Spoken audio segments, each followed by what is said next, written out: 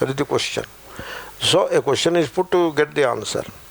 Nevasishyasi, nevatsyasi. What is that? The dhatu vas, it won't get idagama. When that sya comes, idagama won't come. It is idagama is nishiddha. Ardha dhatukasya dvaladehe doesn't apply because idagama nishedha applies to that. Ekacha upadeshenu dattat, that is the sutra, because of which idagama won't come. But then idagama is used by the Gita. Nevasishyasi. Therefore, in the Gita's usage, E is there, but as a student of Sanskrit, don't put A. Then it becomes a nivatsyasi. The vas becomes vat. And the syasi, nivatsyasi. So Panini, Shankara gives the meaning by first putting it according to Panini. Nivasishyasi is violating the rules of Panini. Nivatsyasi is the correct expression according to the rules of Panini. There the main rule is the idagama, the it, it comes to the ardha dhatuka pratyaya. That is prohibited. It should not come.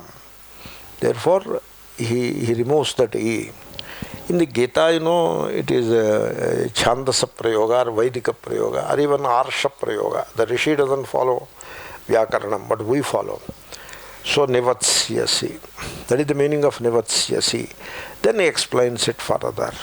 Nishchayena Madatmana Maye Nivasam Karishyasi Evam. So that is the moksha. So the moksha of the Vedanta, so moksha of the Gita is explained there by Shankara. You see, this moksha is described by different groups differently. Like Arya Samaja people, they describe moksha as going to heaven. There is a heaven above. Whatever be the model, you see, if the model is vertical model, then you have to say it is very unscientific and you will have to update it. But it need not be vertical. It could be Brahmanda, could be, it is a ellipsoid. Therefore, at a far off level, you have heaven like that. So you have to assume like that. And so they say going to heaven is the moksha. But then generally, Shankara says a few times, wherever you go, you come back. That is one thing. Second thing, you go only to come back. You see, I have seen one contradiction. This is what I have seen. People go to America. America is a big craze in India. In India, America is a craze. The craze is so much that people are willing to swim the Atlantic and go to America. Something like that. To that effect, there is craze to go to America. And then, so we go there. And then we feel very proud. Nothing wrong in it. The human nature, and we feel very proud that we are walking on walking in the streets of America, on the land of America. We are walking, we are traveling in cars and flying and all that. We feel very empowered and also very blessed, which is good. But then what happens is we go for permanent residency there and get the permission to reside there permanently. That is what they call green card. And having got it, we don't want to stay there. We want to come back. Arey bhai, you have gone all the way there and struggled to go there to the extent of swimming the Atlantic, and then you struggle for 2-3 years to get that blessed thing called green card. Getting green card is something like getting moksha from Lord Vishnu. And you get it, then you are anxious to come back. What is this? Then the government is also like that. When you want to come back, you have to take their permission to come back. So apply for permission. So they take the application along with some fee and give permission. You come for, and then the permission is over. Now you want to go back again. Now again you have to apply for visa. They won't allow you to come. So you have to apply for visa. So like that you struggle. The moksha of the Arya Samaja moksha, like that you go to heaven.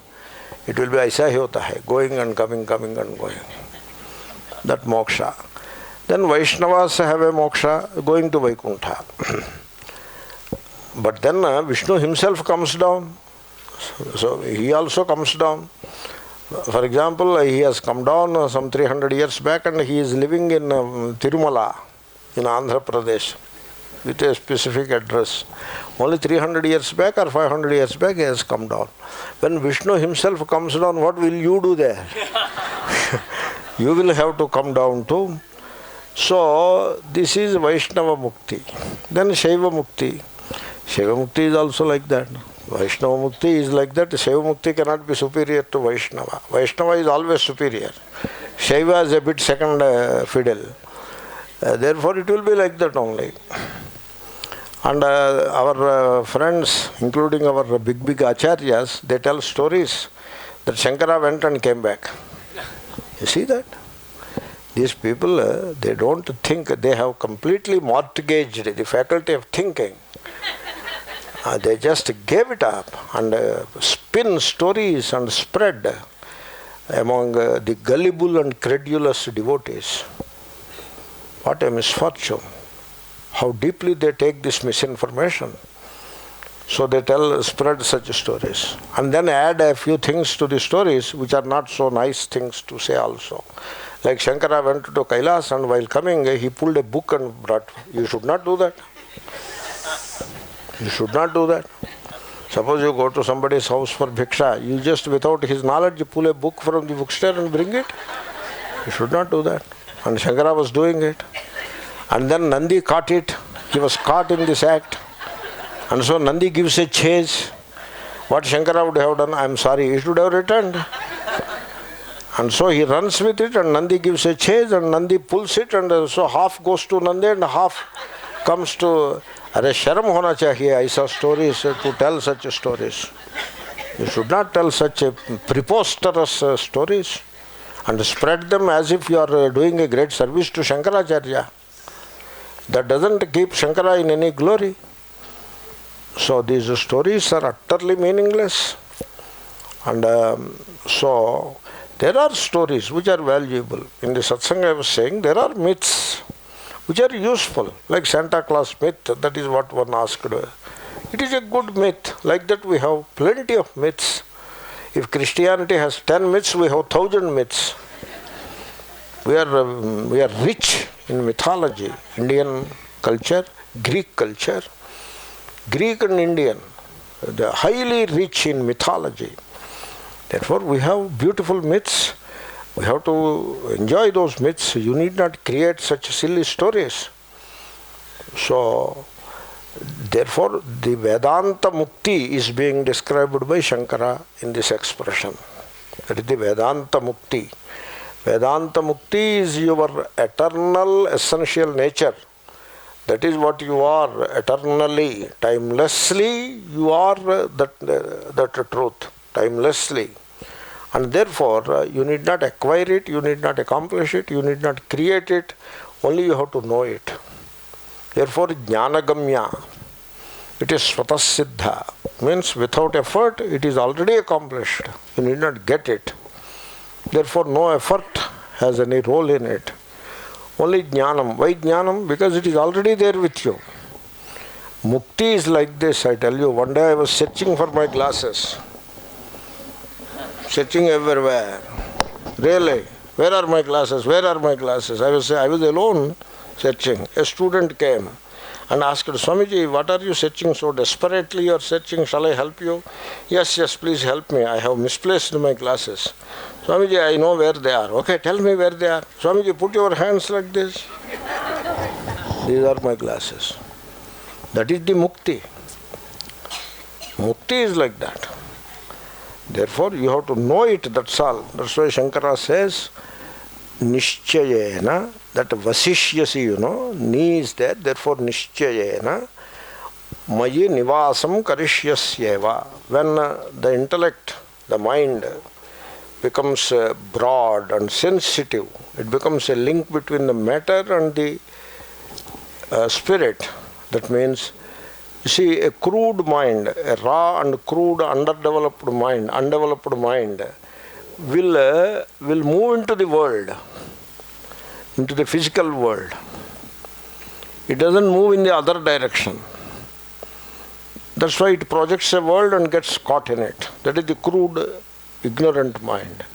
But then a mind which grows in breadth and sensitivity, that mind finds its source, which is the Atma, the spirit. It doesn't identify with the physical. It identifies with the spirit. That is the right thing to do. This mind identifying with the spirit, a lot of it is described in Mandukya also. Therefore, instead of identifying with the physical and thus getting caught in the samsara, with the unreal you are identifying, instead of that, you identify with the truth, which is the spirit, which is the Atma. You identify with that. That is the correct identification. And that is what the mind will do. So, Mayi Nivasam Karishyaseva, you abide in myself. So, Ishvara becomes the bedstead or homestead for the Jnani. And without fail. As what? Madatmana. Again, you should not think that Ishvara is sitting somewhere and you go and sit in his stomach. That is all, that is a model, you know. All jivas abide in the tummy of Ishvara. You should not take it literally.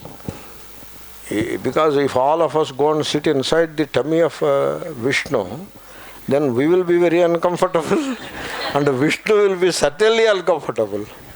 It is not that kind of, it is, you see, you should not take physically, you know. You should not take literally. People take it literally. So, why Ganesha has a big tummy? The idea is not that we are all sitting inside the tummy. The idea is the entire universe is in him. Ishvara is the bedstead of the entire universe. That message is conveyed through the myth, a beautiful myth of a big tummy of Ganesha. Gana, you are the Ganas. You see, you look at Rishikesh. The entire Rishikesh is put in the form of many Ganas. Avadhut Bada is a Gana. Dayananda Ashram is a Gana. Swami Narayana is a Gana. All Ganas. And there is only one Isha for all these Ganas. That is the Ganesha, Ishvara. And we are all included in that Ganesha. That's why Ganesha has a big tummy. These are the myths, beautiful myths. Therefore, that is the moksha. So, the moksha of Advaita Vedanta. Nivasishyasi Mayyeva. So, you see, so the liberation of the self from its false and self-imposed ideas, that is the liberation. You know that you have your being in Ishvara. You have your being, like a wave has its being in the ocean. It is the ocean which cradles the wave. Similarly, you have your being in Ishvara and you have your movement in Ishvara and you recognize that. So then I am living here, I am living there, I am this, I am that, all this kind of false self-identifications with the things of the world, all these self-imposed ideas of caste, creed, race, religion, etc., you become free from all that. And then you become free from the false. So all false self-identifications come to an end. That is how you get liberated. You get liberated by discovering your oneness with that universal power, the cosmic power called Ishvara. You see, you reach the supreme reality, that is the Brahman, by renouncing all lesser desires. So that is how you have to train the mind. You desire Ishvara only. You don't desire anything else. Don't desire anything of the world. So suppose you are pleased with the lesser, then you cannot have the highest. Because whatever pleases you holds you back. Therefore don't get pleased by the things of the world. So like children, they see ice cream, they get hold of it. They cry for it and get it, and they are pleased with it. We should not be like that. Pleased with properties, pleased with bank accounts, gold. If you are pleased with these things, then you remain in that domain only, in that realm only. You do not grow to the higher. Therefore, you have to realize that Mayi Buddhinniveshaya, Mayeva Mana Adhatsva, that alone I am explaining. You have to realize the unsatisfactoriness of everything. of everything means all the world of names and forms, the unsatisfactoriness of the world of names and forms, the possessions that you acquired and the relations that you imagine. You imagine only relation. You are not related to anyone. The jiva is simple and single, but he imagines so many, he or she. So you have to stop all this. You have to recognize the unsatisfactoriness of all this falsehood. And also you have to realize the transiency of all these things, the limitation of all these things. And then collect all your energies in one great longing for Ishvara. You get liberated. That is the meaning of Mayi buddhin niveshaya mayeva mana adhatsva. You have to get it very correctly. You don't want to get it half-hearted way. So you put man Bhagavan mein laga do, buddhi Bhagavan mein laga do, Ishwar ko prasad chadha do. That kind of a loose teaching has no value. So harati chadhao, so prasad chadhao, chadha ke pura khao. So don't make it into some silly thing. You have to discover the unsatisfactoriness, the limitation and the transiency of all that is around you. And then collect all the energies. Mayeva mana adhatsva buddhin niveshaya. Collect all the energies in one great longing for that truth. You are liberated. That is the meaning of the verse. We may say one time. Mayeva mana adhatsva maye buddhin niveshaya nivasishyasi mayeva ata urdhvam na samshayaha. You have to put those words in the right order. Ata urdhvam mayeva nivasishyasi. Don't keep ata urdhvam varde na samshayaha. So once you focus your mind and intellect upon Ishvara, after that, ata urdhvam, after that, you will live in Ishvara. You have your being and movement in Ishvara. Na samshayaha. Not ata urdhvam na samshayaha. Okay? So there is no doubt about it. Om Purnamada Purnamada